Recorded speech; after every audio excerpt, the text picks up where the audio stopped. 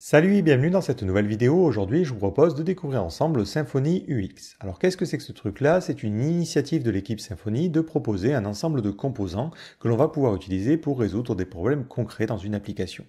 Et ça va être essentiellement des composants qui vont fonctionner côté front-end.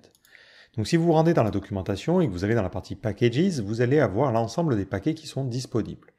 Alors il en existe quelques-uns et cette liste continue à se développer au fil du temps. Donc nous dans cette vidéo, on va se concentrer sur 3 de ces paquets. On va s'intéresser à Turbo qui va permettre de mettre en place une navigation fluide côté client. On va découvrir Autocomplete qui va permettre de générer des selects avec un système de recherche. Et enfin, on regardera aussi le Toggle Password qui permet d'afficher ou de masquer des mots de passe. Pour chacun de ces composants, on a de la documentation, donc vous pouvez ensuite explorer les autres si ça vous intéresse. Donc d'abord Turbo. Donc Turbo, le principe c'est de faire en sorte d'ajaxifier votre navigation. Donc lorsque vous allez cliquer sur un lien, automatiquement c'est du JavaScript qui va charger le contenu de la page suivante et qui va venir l'injecter sur la page courante. Ça permet d'avoir une impression de navigation plus fluide côté utilisateur.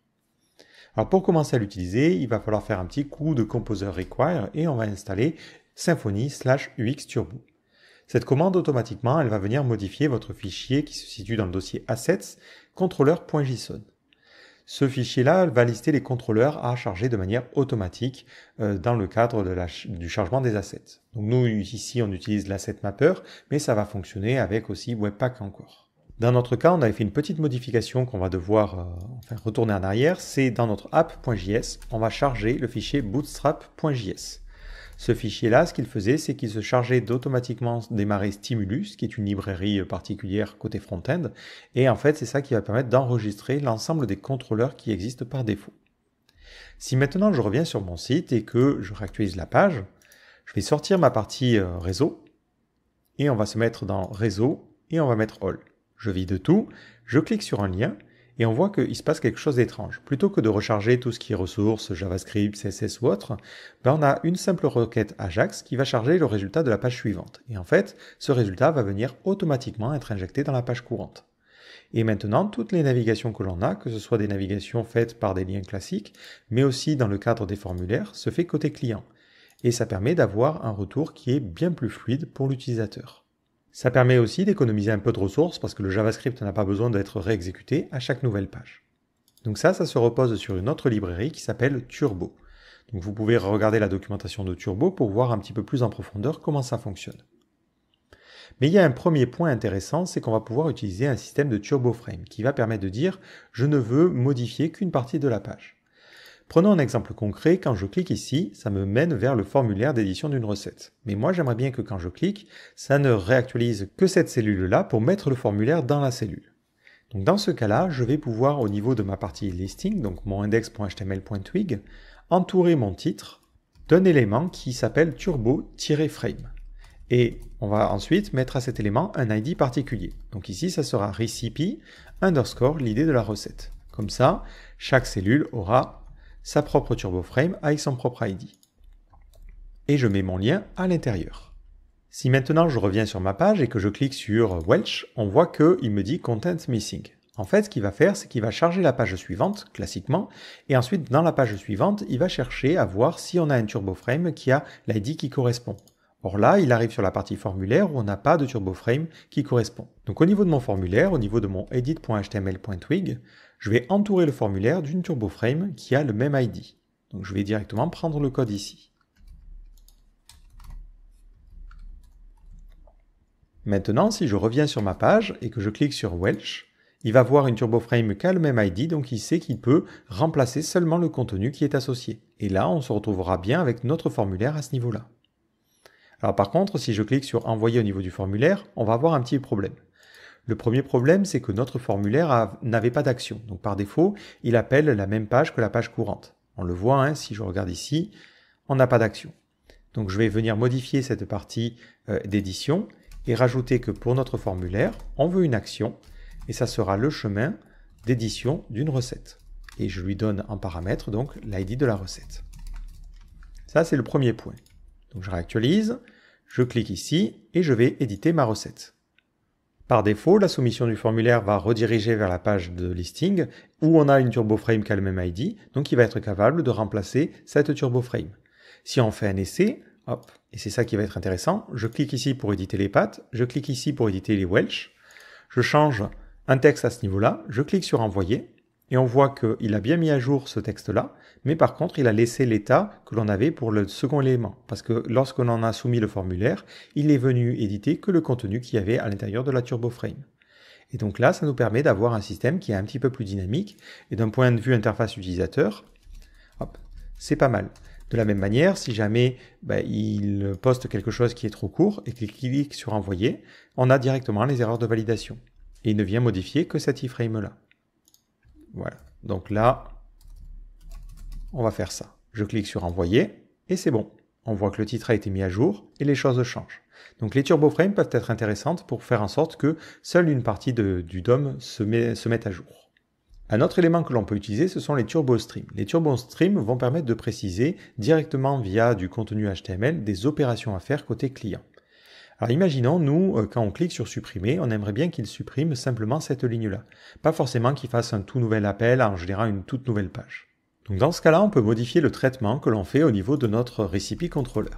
Donc je vais aller dans mon recipe controller, on va aller dans la partie remove où on fait la suppression, et on va venir ajouter une petite condition en lui disant ici, est-ce qu'on supporte déjà le système de stream de Turbo? Pour cela, on peut regarder dans notre objet request, que je n'ai pas, donc je vais venir l'injecter. Request, voilà.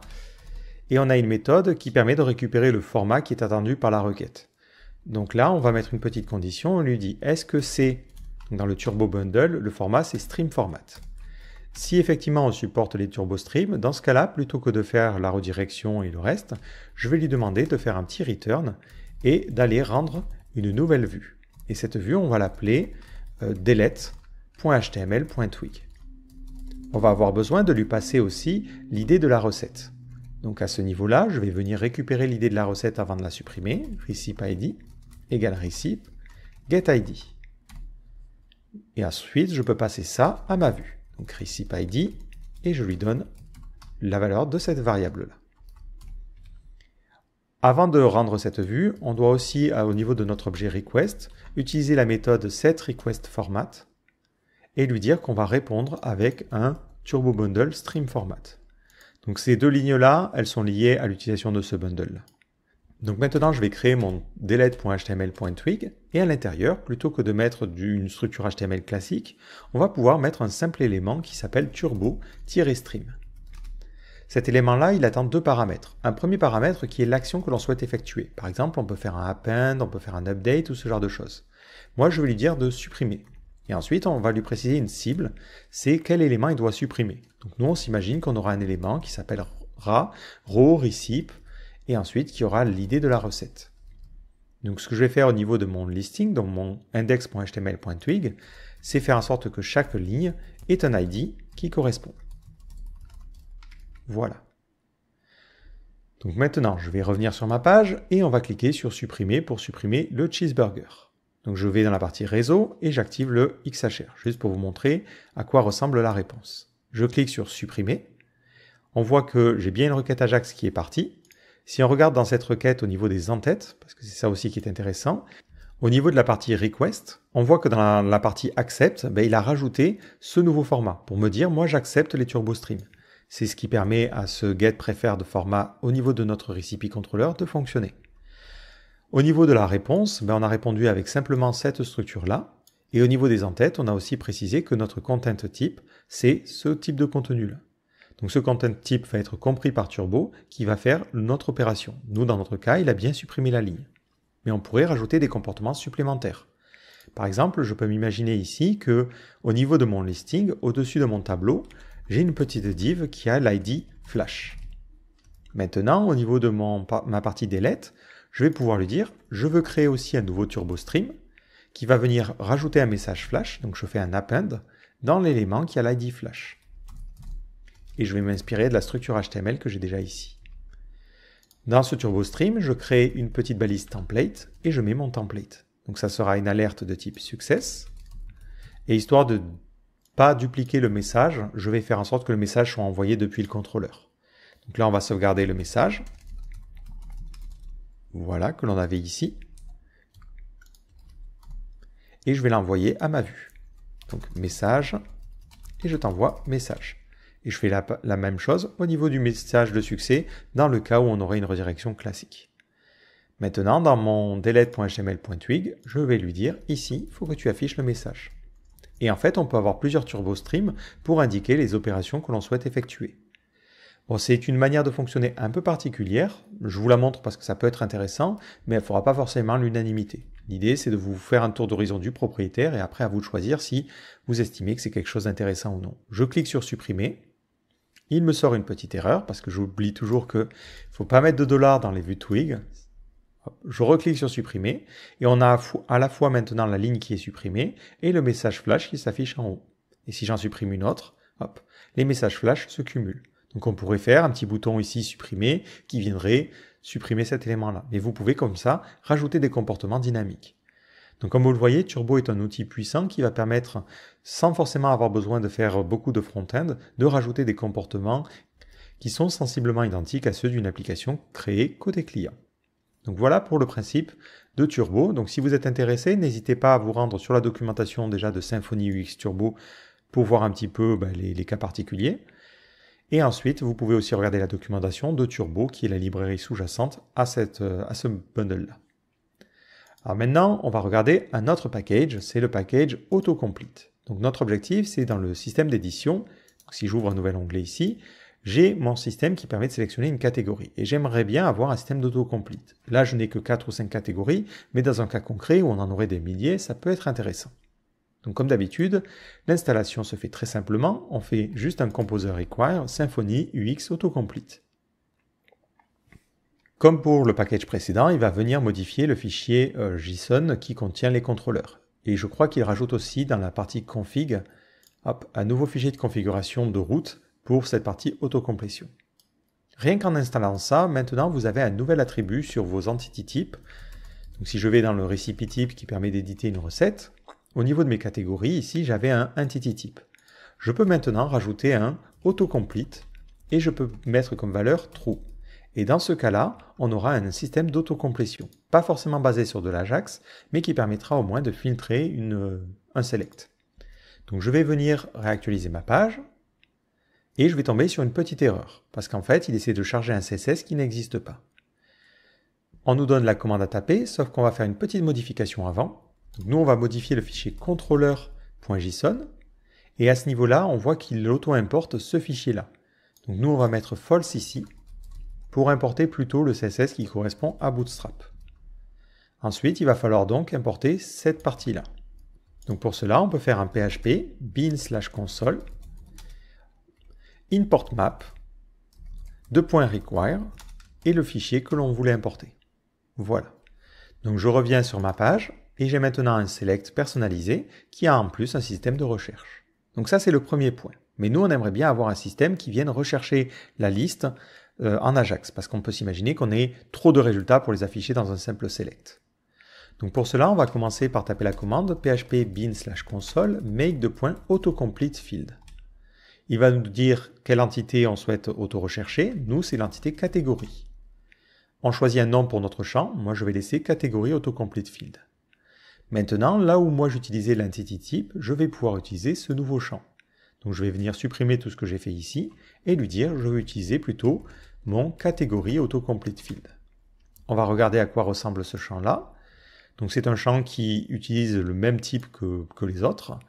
On a la classe qui est utilisée pour faire la recherche. C'est un peu le même principe que l'entity type. On peut choisir un placeholder. On peut choisir le champ qui va être utilisé pour le nom. Donc nous, on va mettre name ici. On peut personnaliser le query builder, sachant que par défaut, il y a une limite à 10 résultats.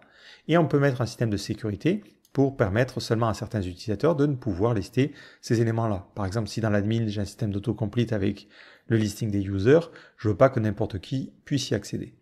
OK. Donc maintenant, je vais revenir ici et je vais réactualiser ma page. Donc à première vue, ça ne change rien, sauf que vous allez voir que lorsque je vais cliquer à ce niveau-là, plutôt que de me présenter directement les résultats, on a un petit loader. Pareil, quand je vais faire une recherche, il va faire une recherche côté serveur pour me présenter les nouveaux résultats. Si on veut s'en assurer, il suffit de regarder dans la partie réseau. Hop, encore une fois, on va filtrer un XHR. Et lorsque je vais cliquer ici, hop, on a cette URL qui est appelée. Donc cette URL, on voit que c'est /autocomplete, / le nom du champ, et ensuite on a un query parameter qui permet de faire une recherche. Et c'est ça qui a été renseigné automatiquement dans le fichier de route.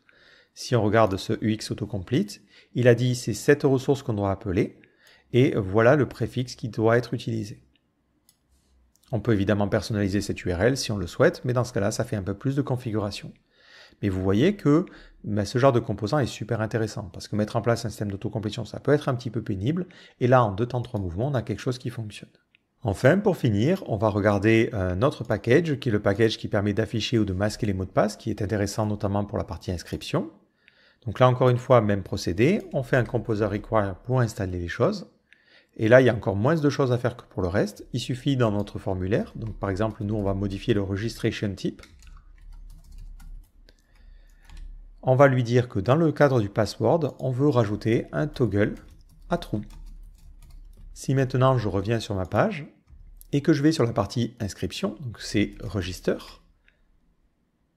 voilà, j'ai ce petit bouton qui s'affiche et qui me permet d'afficher ou de masquer mon mot de passe quand je le tape. Donc là, c'est encore plus simple que le reste, mais comme d'habitude, vous avez la possibilité de le personnaliser. Si vous vous rendez sur la documentation, on vous explique un petit peu les différentes choses. Donc après, pour les autres packages de Symfony UX, il suffit de découvrir. Vous allez dans la partie package, vous avez toujours un petit exemple simple qui vous montre le fonctionnement et des exemples un petit peu plus compliqués. On notera que vous avez des adaptateurs pour React, Vue.js ou Svelte. En revanche, là, ça nécessitera d'utiliser Webpack encore pour bundler les syntaxes particulières. Mais ce que font ces packages-là, c'est qu'ils vous permettent simplement de greffer un composant directement sur un élément HTML. C'est un peu particulier, mais ça peut être intéressant. Vous avez aussi Image Cropper qui permet de faire un système qui permet de cropper une image. C'est des cas vraiment un peu plus spécifiques, mais ça peut être intéressant. Et enfin, vous avez une partie Live Components que j'ai choisi de ne pas vous présenter aujourd'hui parce que c'est une fonctionnalité qui est jugée comme expérimentale. Donc à l'heure actuelle, je ne sais pas si ça va pas être amené à changer, donc je préfère pas trop vous en parler. Mais le principe est assez simple, c'est que vous allez pouvoir créer des éléments HTML qui vont être dynamiques. Ce qui fait que par exemple, si on prend cette liste, je vais aller dans la partie réseau, là pour vous montrer, dès que je vais taper quelque chose, il va faire un appel à cette URL-là, et cette URL va être responsable de simplement recharger l'élément. Et en fait, ça ne recharge que la structure HTML qui correspond. Et en fait, on a 2 parties. Une partie qui va décrire l'état de notre élément côté serveur, et ensuite une partie qui va gérer le rendu. Et on peut avoir des interactions entre les deux. Donc c'est assez similaire à d'autres technologies comme Livewire. Donc moi personnellement je ne suis pas encore trop convaincu, mais si ça venait à se développer, à être vraiment intégré dans le framework, je vous ferai une vidéo entièrement dédiée à ce sujet-là. Mais voilà, à l'heure actuelle, sachez que pour l'instant c'est un peu expérimental et j'aurais donc tendance à pas l'utiliser de suite parce que ça peut vraiment changer, donc c'est pas top. Et là, on a fait le tour de Symfony UX. Donc ce que vous devez retenir, c'est que finalement, ce n'est ni plus ni moins qu'une collection de composants que vous allez pouvoir facilement importer dans votre site. Et ensuite que vous allez pouvoir un petit peu configurer. Donc si vous avez des besoins qui correspondent aux packages qui sont proposés, ça peut être plutôt cool. Donc j'espère que cette vidéo vous a plu et je vous donne rendez-vous dans le chapitre suivant.